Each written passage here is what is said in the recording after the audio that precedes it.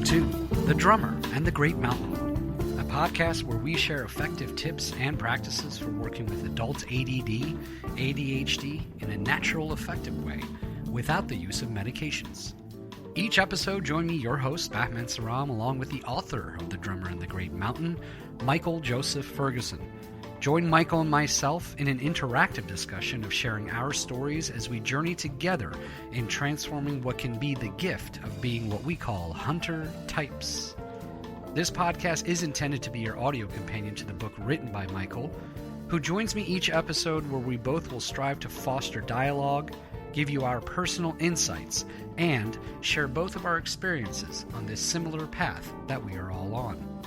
Our intention and hope is that along with the book, this podcast gives you an additional perspective as you listen to us delve deeper into each chapter of the book to give you even more tools to go along with what it is that you are reading. Visit us at drummerandthegreatmountain.com to purchase the book and look for more tools, tips, and updates, as well as giving us feedback on this podcast. Join our growing global community of creative types, entrepreneurs, and out-of-the-box thinkers on our shared journey. Welcome to The Drummer and the Great Mountain podcast.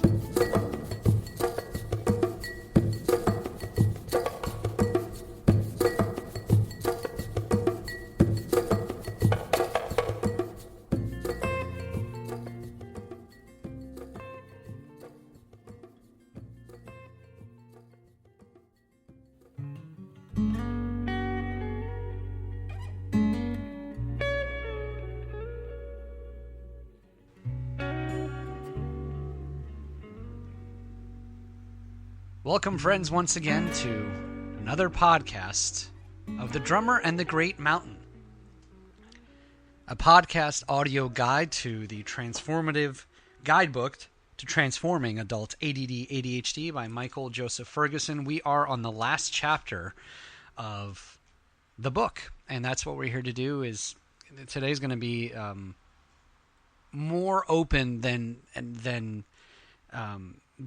we have been in the past. I think the last couple chapters actually have been, to be honest with you, because we're kind of pulling it all together. That's the name of the chapter, pulling it all together. For those of you that are just joining us, maybe just recently, do not worry. We are finishing the book because we promised we'd be here as a service to take you through the book. You need the book for this journey, but this podcast was here as a service to help you get into some more discussions and give you some more perspective from Michael, the author, and myself on this journey that we are all on.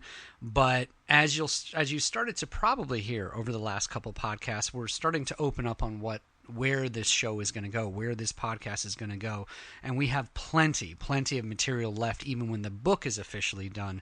We have lots more in store for you, so definitely stay tuned. Actually, at the end of the show today, we're going to be kind of giving you a plug on things coming up, lots of things we've both been working on for you and for this journey. So now let me get to pulling it all together. A bit of perspective of my journey and pulling it all together, something I'm going to mention later on, but it's never perfect, and I guess more importantly, it's never done. This journey is never done. Sounds cliche, sounds like things you've heard before in any kind of self-realization practice and transformation that you've gotten to before, but honestly, it's not done. Every day there are things I'm working on. I'm finding some things easier, and I find new things that still fall into these categories that we've talked about so far in these first 14 chapters. So from a personal standpoint, as always, when I give my personal feedback, it's never quite finished. There's always something to be working on, and that's not a negative statement. That's a positive statement because it means you're evolving. And I think that, for me, is one takeaway for our audience out there that I always like to give. And so my first editorial kind of opinion of the day is as long as you're evolving, that's what matters. That's what matters. And Michael has even said, 75-80% is what you're aiming for. Sometimes you're going to stumble as long as you get up and keep moving. So what does it look like? What does it look like to have all of this book, these advice, this process? What does it all mean to have this kind of integrated into your life? First of all, you will notice, if you haven't, for those of you who've been with us longer, been going through the book, been doing the exercises, been making transformations, you're going to find your life becomes far more enjoyable and productive. That's the first thing I noticed was an uptick in productivity for sure. I have a long way to go. I'd like to be much more productive. But if I'm comparing myself to even a year ago, absolutely notice that. How you get there, we've said this in every micro chapter we've covered, whether it's diet and exercise, whether it's relationships, whether it's meditation, whether it's supplements. What have we always said along the way? We have said we know what our goals are. How you get there might be different for everyone. This is just a guide. It's never going to be perfect. What does the final picture look like here? As mentioned, and I'm reading straight from the book, by the way. This is page 407, but I thought it was important to open this, and then I'm going to bring Michael in here. As mentioned numerous times throughout this book, accept the fact that you'll never have it all together. No one does. You may set up a whole host of good systems, stay with them for a month or two, and then slip into old patterns. These slip-ups are normal, italicized. Don't let them discourage you. Just keep coming back to those habits that most support your well-being. And remember that Japanese proverb, fall down 7 times, get up 8. Keep this book by your bedside and flip through it regularly. We're here through the podcast. Listen to it regularly. That's the beauty of the podcast, right? If you feel like you need to tune up on a certain chapter, get the book out, read through the chapter, listen to the podcast on that chapter. These are things you may need to listen to and read through a couple of times. So now we get to fully bringing it all together and understanding the concepts, and no one better than the author himself. Good morning, Michael. How are you? I'm doing great. How are you doing? Good, man. Start bringing it all together for us in the conceptual realm. Yeah. So I thought we'd start. You've already read from the book. This is going to be a partly read from the book podcast. So here's where we've gone through all of this. We've gone through 14 chapters that cover all of the main areas of your life, all of the main systems, all of the specific health programs that are going to be most beneficial for you. And it's a lot of information. So just distilling it down, because again, as you just said, you should go back through. If you have the book, go back through, read the chapters, listen to the podcast. If you're dealing with a specific item, like say you're really stressed and you're dealing with a lot of emotional stuff, go back and listen to the Navigating Emotions podcast. Go to that chapter in the book. And so this book was written as a long-term support system. Now, I started studying this work when I was in by 22. I was already starting to map this stuff out and take in tons of information. And so this is now 22, 30. So this is at least 20 years of information that I've compiled and integrated. And all of them, just like you said, everything I'm still working on. There's things I'm still integrating, but I can tell you undoubtedly, the more you do it, the more you build habits. There's things that will vanish. Like you will find that certain challenges will go away, and then others are going to be perennial, and they're going to be with you, and you're going to have to manage them ongoing. So it depends on you as an individual. Everyone's different. What your specific challenges are. Some hunter types are great at time management. Others are terrible at it. Some are really organized. Strangely, I mean, this is something I found is the more I've gone into coaching people. Some people are hyper organized, but they're classic hunter types in all the other ways. So you're going to be different. So your challenges are going to be different. You need to identify those. Take the quiz if you haven't already on the website. It gives you a really good feedback on here's the areas to focus on. And so I'm going to read from the book. So what does it look like to have all of these pieces that we've talked about pulled together and integrated?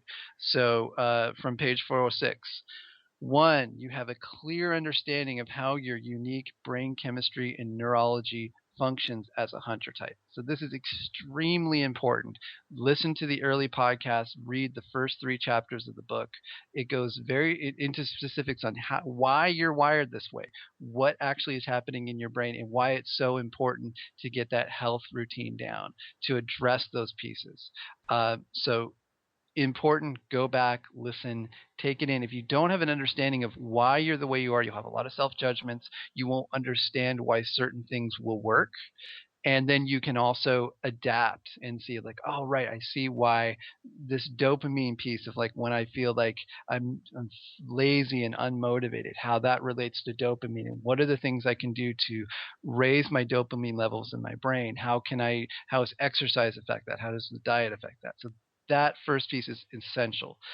Two, you've developed a vision for your life consisting of both short-term and long-term goals that you regularly refer to. So you have a goals list. You ideally work with a life coach on this, which could be a friend or it could be a professional life coach, that you constantly go back to that list. It's very difficult just to do it on your own. I will give you that heads up. It's way easier, and I'm sure Bahman would attest to that. It's so much easier to refer back to your goals with someone else. So, highly recommended. Do the exercises in the life visioning chapter, and there's quite a few of them. It's worth it. Set aside a day, do it on the weekend. Have at least a beginning of, like, here are the goals, and then those goals can adapt and adjust and grow as you grow, but at least you have a baseline to start working with. Three, your diet is optimized to bring you a greater ability to focus and have more consistent energy levels. So that, again, this is so important. If you're eating a diet that you're fighting against, that is actually harming your brain chemistry, it's harming your energy levels, and it's constantly bringing you down, which, so I'd say like 80% of the people listening probably are in that space, just based on feedback. You got it's you. It may seem like an impossible task, but small adjustments in your diet can make a huge difference. And again, replacing foods that you really like with healthier alternatives is the way to go, not starving yourself. So, highly recommended. Go back, listen to the exercise, diet, and supplements chapters. I think we did three versions of that. Go back and listen to it. Check that chapter out, chapter 9 in the book. So, four, you exercise multiple times a week in ways you really enjoy. So you have a satisfying exercise routine that you're not pushing yourself, you're enjoying it. And I can't stress how important that is. That's like the base of the pyramid. Exercise and diet, we talked about this over and over again. This is essential for maintaining everything else in your life. So if you're working in organizational systems and all that, and you haven't dealt with that, you're fighting against yourself. So definitely, and again, find something you love. Find exercise that you really enjoy. The next point is you have systems in place, time management, finances, and organizational systems that make your day-to-day life easily manageable. And that's just getting some habits in place, getting some support, dialing those in. You can, last few chapters of the book talk about that. Again, life coaching is very helpful. If you go back to the life coaching podcast, you can listen to that. There's a peer-to-peer life coaching program in the book that we reference. Uh, Find someone to support you can get support from on a regular basis. That will really help this piece. Uh, Next, you've set aside time uh, in your regular schedule to receive life coaching sessions. So that's obviously the next piece. That could be the pivotal piece in maintaining all of this. So, find either if you can afford it, get a professional life coach that you really connect with, and make sure you interview a few people, get the right person so you feel really connected and you can feel um, uh, transparent. You feel you feel like that your body relaxes when you're talking to this person, so you feel accepted. You don't feel like you're being judged. Like, these are things that you should assess in your interview with that person to see if this does it feel right to you to work with this person, and keep going until you find someone, or get a friend, go through the peer-to-peer coaching process that I mentioned, and schedule every 2 weeks, every week, get an hour, just sit down and go through your goals and do the process. And so then two more points. You've tracked down what works, what doesn't work, and you've tuned into the good stuff. You've turned the good stuff into habits and routines. So track what works. Go through the tracking process that we mentioned at the end of the health chapter. Um, for 30 days, track mood, focus, productivity, what you ate, how you exercise, what happened during the day, did you have a meltdown. These things, if you track it once a day at the end of the day for a month, you'll have a very clear understanding of this is working, this is not working, and then you have to refine it. So take all this information that we've shared, assimilate it, and then add to it, adjust, make your own critical, make your the critical decisions that fit with you and what works for you, and start finding those things that work. It's like marketing. If people do like marketing for a product or for their business, you try a bunch of different things and then you identify what works, and you go, okay, I'm going to focus on that. You don't waste a lot of time on things that aren't working. So especially in the beginning, that's really helpful to tune into what's working and really ground those. And then you got 2 or 3 things that are really feeding you. Then you build from there. And 2 more points. You've integrated some form of daily meditation, mindfulness practice into your life that strengthens your awareness, ability to focus, and your overall willpower. This is also essential piece, and it may take a while. Meditation sometimes can be really challenging, especially if you have the hyperactivity where you're like, oh, I can't sit still, I can't sit still. You might want to do it after exercise. That might be a really good time for you. Burn some energy off, then sit down, and if you're out in nature, which I recommend with the exercise, find a quiet spot and then sit. That might be your best way to get into a meditation practice. Or, first thing in the morning or at the end of the day. Morning practices, from what I've found, tend to be the most effective. So if you can carve out, 20 minutes to a half hour in the morning for a mindfulness practice, where even when you sit down, you might journal a little bit about the day and kind of map your day out. That's more than likely that potentially can be the best practice. But again, everyone's different, so you have to assess your schedule and see what works. But meditation and mindfulness, that's the muscle that you build that will feed all of your other things that you want to do, and especially give it like your goals and what you want to do with your life. You build that muscle up, it gives you that strength to do other things. And finally, you've put your creative gifts, outside of the box thinking, and ability to hyper focus to work for you, earning a living doing what you love. So that's the big goal, and that's the one I'm sure most of us are striving for. So if you're taking good care of yourself, if you're eating well, if you're integrating a lot of these pieces, then you can maximize the gifts of being a hunter type. And part of that is the hyper focus. Like if you can put that hyper focus to work for you, this is why a lot of hunter types are masters at the things that they take on, because we have that almost obsessive drive to focus on something. So if it's not destroying your life, it's actually put to work in things that you love and nourishing you, then it's a really, really, really good thing. And you want to maximize that. But at the same time, you want to be able to have all these other systems in place so that doesn't take over or take you down the road of addiction and all the other places that it could go. When you're balanced and we talked about kind of the transformation process. Part of like transforming adult ADD, ADHD is getting to the place where those things that challenge you, the things that actually take you down, can be turned around, and they can be the vessels for you making a good living and maximizing your life. Well, I think I've kind of alluded to it, and this kind of gets us into a little bit of just open discussion today, because I know part of what we want to focus on this last show of covering the book is definitely giving a preview of things upcoming, and I want to get to that. But it's just part of open discussion. We've alluded to it before, but I guess I haven't really formed it in this way. Being a hunter type has some superpowers that go with it. And that's the point of, I think, the last thing you said.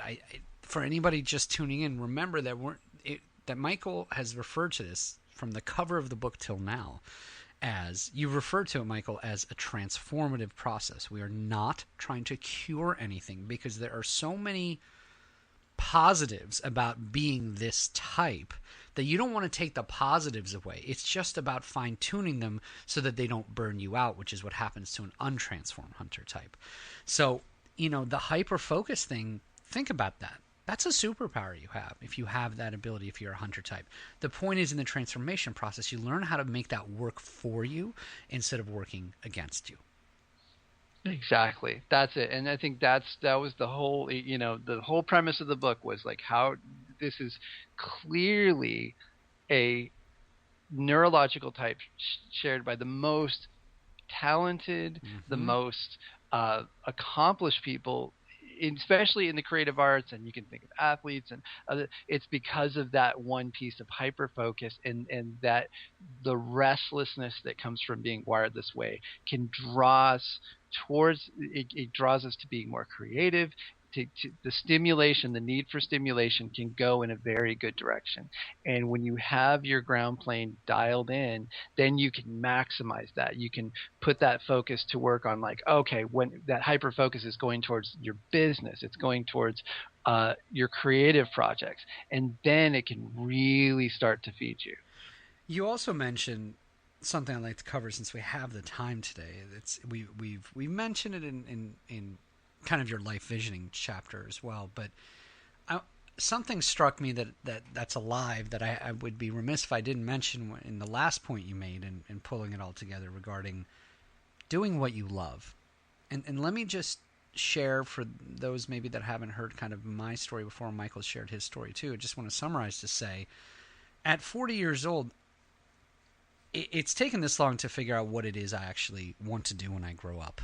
I know that sounds funny, but it's true. I think part of, and I say that because we've heard, Michael, I believe we've had at least 2 or 3 emails of people who won't identify them because that doesn't benefit anybody, who've said the same thing. I'm 40 and I've just now found out what it is I want to do. I am leaving this field that I've been in for so long. So be patient with this part. I just want to encourage everyone to be patient with it. If you're at that point that you realize what it is you actually want to do for a majority of your time during the week, call it 40 hours, more than that, whatever it may be, don't despair. And I'm just sharing a personal thing. Don't despair that it's not there yet and you're doing the thing that you don't necessarily love doing. Or if you're like me, you go through phases. When I graduated college, computers was my passion. It's part of who Michael and I are. Michael and I have a lot in common. We're both artists, musicians, who also know how to code. So we have like both sides to us. And when I got out of college, it was computers, programming. That drove me. That was my passion. It's not anymore. And the realization of that, and that I want to more be tapped into my artist side for a majority of my time during the week rather than computers, at first was kind of daunting and kind of bummed me out.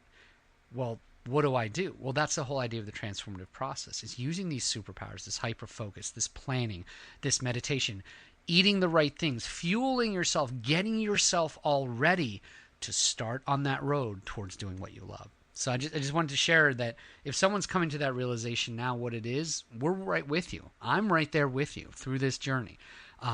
Follow these steps. Follow the book. Come back and visit that life visioning chapter, and I promise you're going to start to see little things here and there that are going to get you towards that goal. That's excellent. That's excellent. And it's also, just keep in mind, like, you can start now, starting to build your creative life up if that's where you want to put more energy. You can start building these places in your schedule throughout the week where you're starting to nurse these things. If where your energy was going was in, dispersing energy or sitting watching TV or staying on your phone or whatever it is, those things that are often we are often caught by stimuli. That is part of the hunter type Mm-hmm. wiring.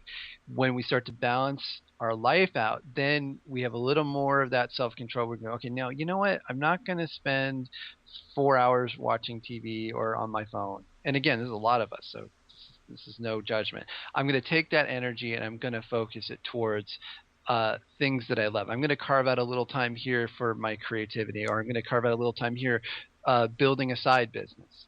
The thing is, that's why this information is so important. It gives you the strength to do that so that you can manifest those things that you really want.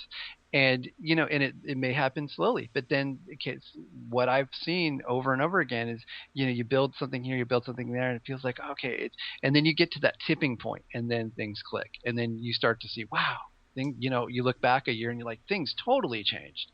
So it starts by getting the plane dialed in, and then start identifying where do you want to put your time and energy. Mm-hmm. And then obviously your financial constraints, as if you have a family, those things are all going to play into it, but they're not absolute obstacles. It can be part of what you integrate into your plan moving forward. And then you can start focusing on, like, how else can I bring money in? What are the other things I have, all this time during the week, and even though it's taken up by a lot of different things, how can I rearrange things?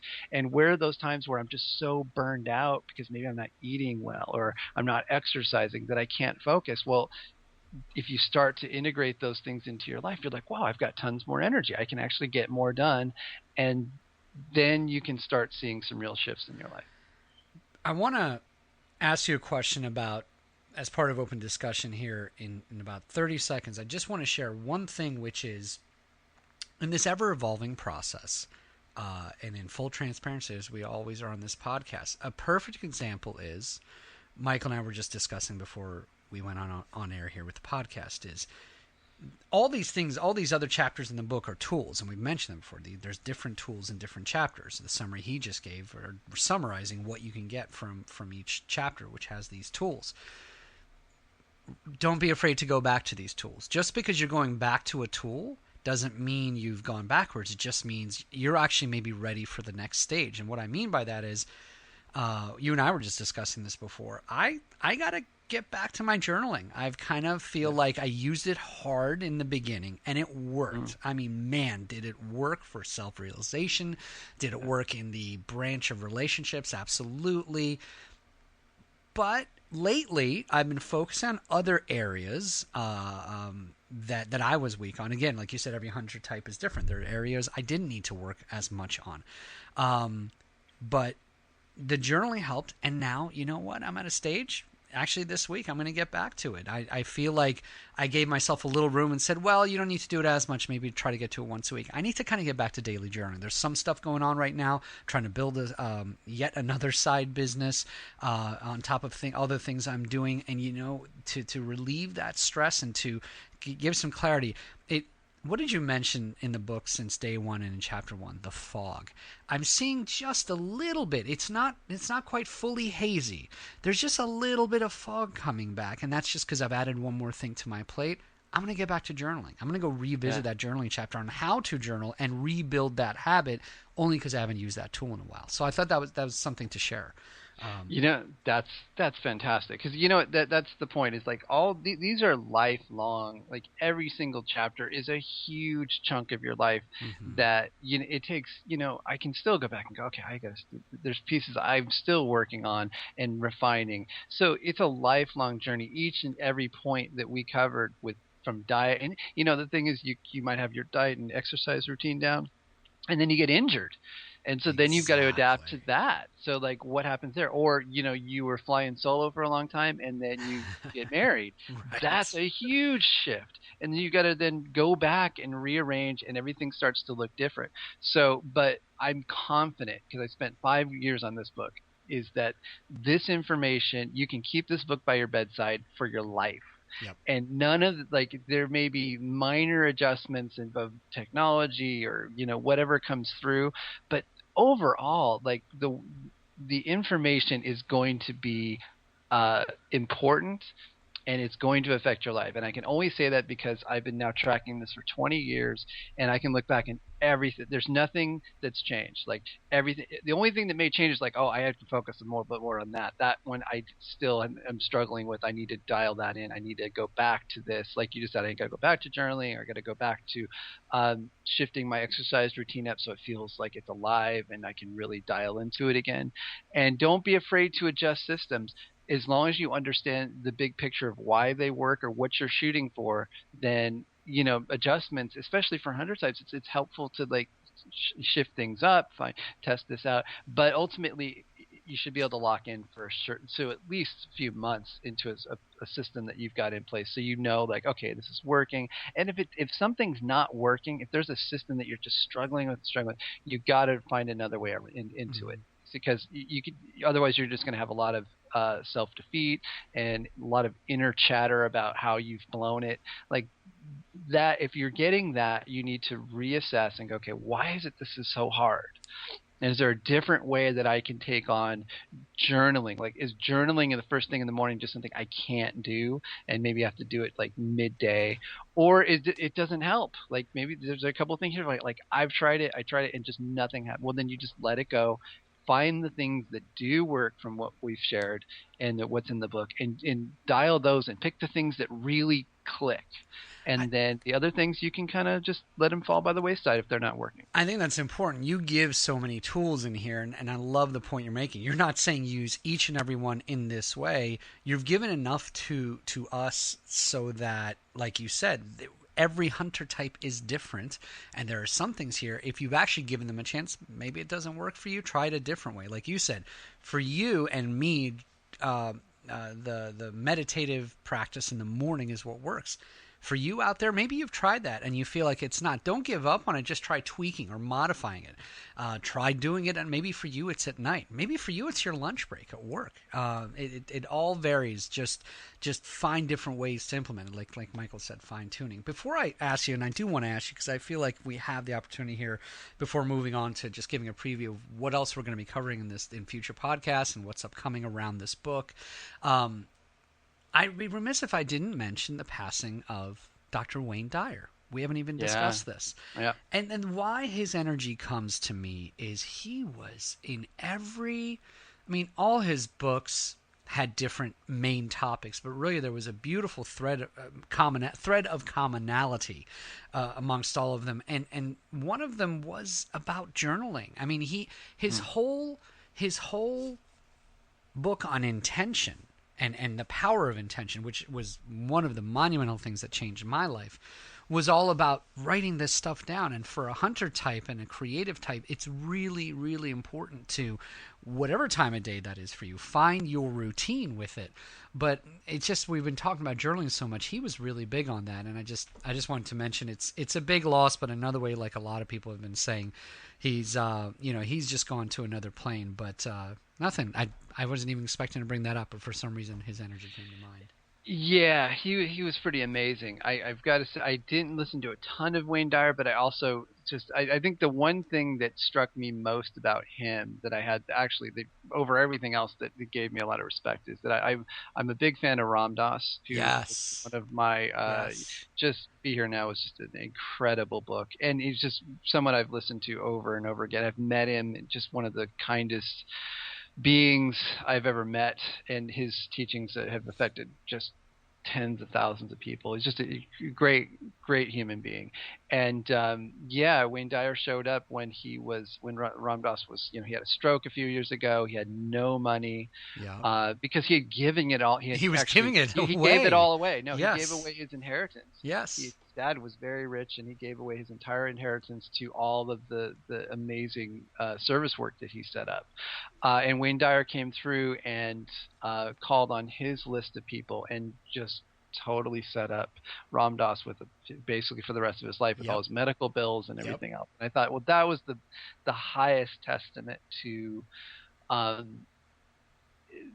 someone who's really, I think, in their heart doing it for the right reasons. Exactly. And for me, that struck me more than anything. So I had just such great respect. And I think the one thing, just to bring him in, I was really impressed with his take on giving and receiving. Was it's two sides of the same coin. Yes. So if you feel like you don't have enough, or you're constantly you're in a space of want, then push yourself to give, and that gets that cycle that it tells you in your mind, I live in a universe where people give to other people. And then when you have that installed in your consciousness, that's real prosperity. That's what actually draws things back to you again.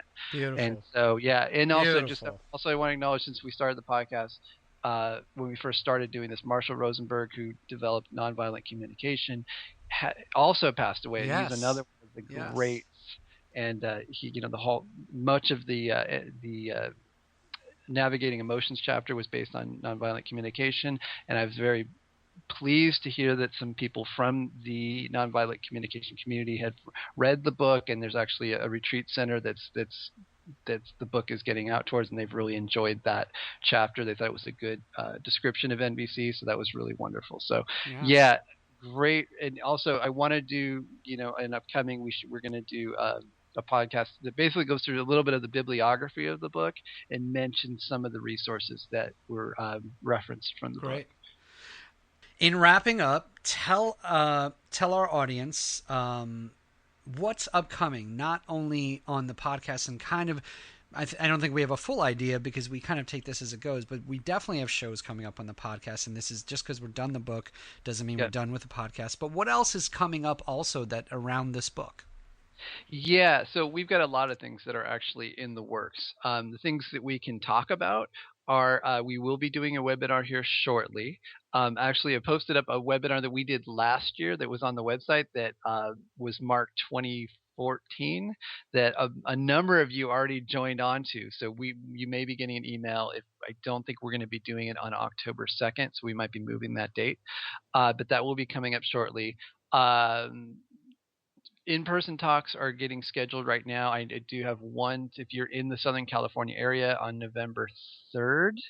I will be giving a talk at Dove Library in Carlsbad. They asked me to give a talk for their series on health and wellness. So that will be, it should go out on the email list and should be on the website. And then we're also working on some e-courses so that you can actually take this system and go through an extended period of support. And we'll be doing that online where we can actually go through, work with you on your specific systems, giving you a lot more information, dialing it in, really going through the book chapter by chapter and supporting you that way. So those are definitely in the works. And I think that those are the big things. Those are the big things. And then Great. I have got a list of topics that we've both discussed, and people have suggested to us that will be Yes. covered in upcoming podcasts, and a couple that I think are really important. And they're That important. And now that we're just to give that teaser trailer preview is we're going to actually be able to hyper focus on those topics since we're not covering a chapter in the book in scientific ways and getting into the details of a book. Now this time, this hour with you, our audience will be spent in giving you really in-depth coverage of the podcast, and I know we have plans to bring people on too, so that we're evolving here. Yeah, that's right. And we'll probably double back around. I mean, everything that's covered in the book is those arenas are that's it. I mean, that is sort of the full scope of Yep. the areas in which, your life takes, but then there'll be all these different pieces inside of those, like in terms of health and wellness and emotions and things that you can do to maximize your potential as a hunter type. Absolutely. I'm looking forward to it. I'm looking forward to it all. I'm excited to meet some of the folks that are listening to us and reading the book on upcoming webinars and eventually in person at some of your speeches and lectures and seminars. And this is, what can I say, my friend? It's just been an absolute blessing to be doing this with you and look forward to the evolvement of the podcast. Thank you. You've been out. This has really been a team effort, and your contribution, as many people have mentioned, has been invaluable. Just giving voice to what a lot of people, I think, on the other end are experiencing. And so I've kind of played the role of offering the information, and you've given the role of like asking the right questions.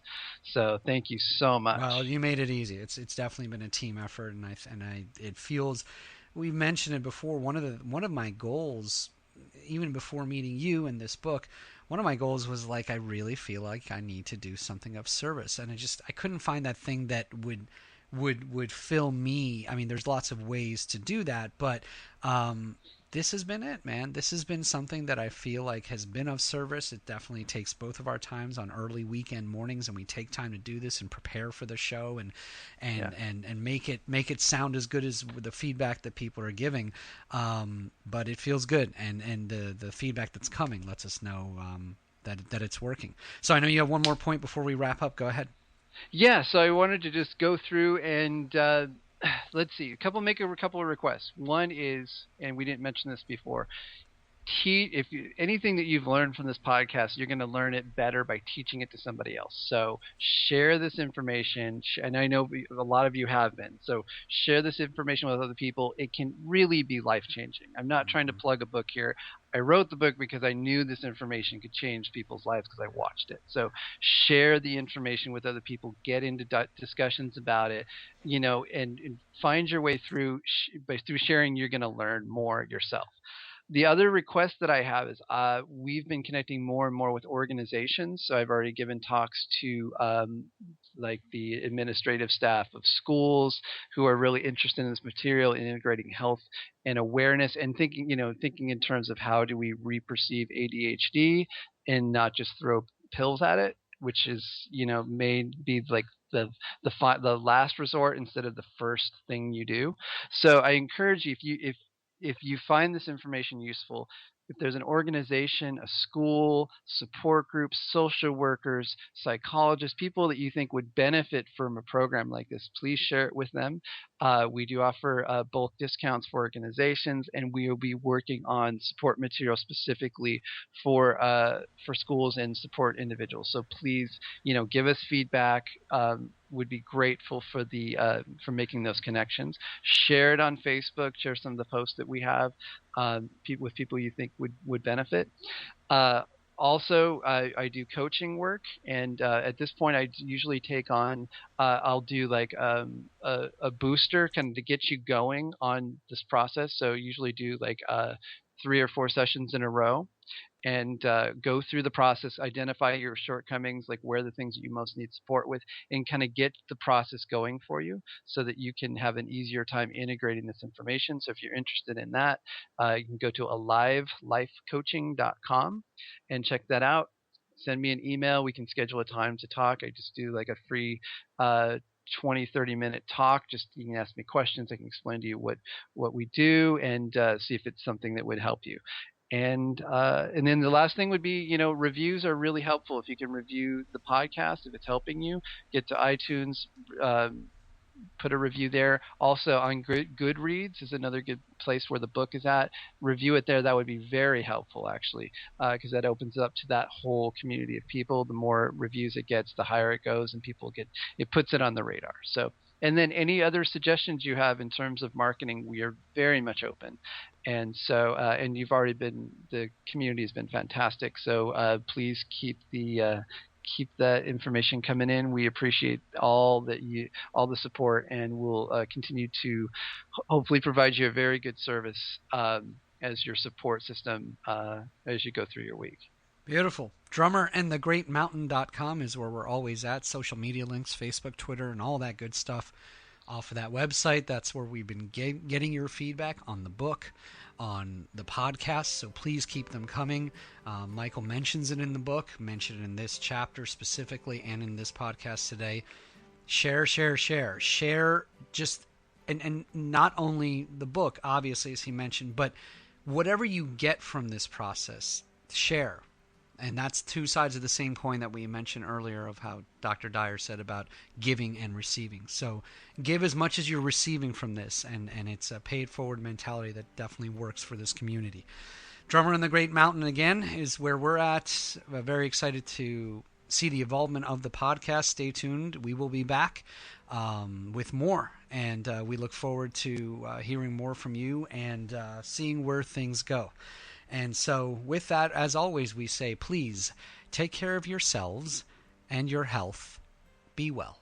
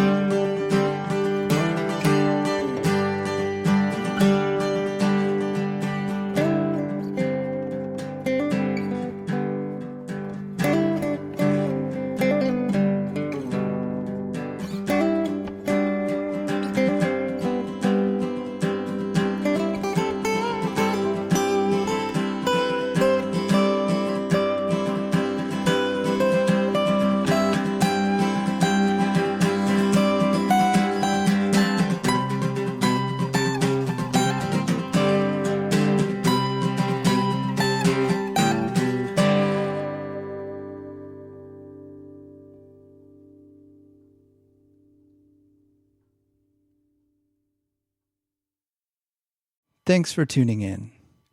This podcast is intended solely for the purpose of personal growth and not as a replacement for professional psychological support. The views and opinions of the hosts and guests of this show are not meant to be taken as medical advice. It is very important to seek the help of a qualified medical practitioner when making any shifts to psychiatric medication you may be taking, or if you are experiencing extreme psychological distress.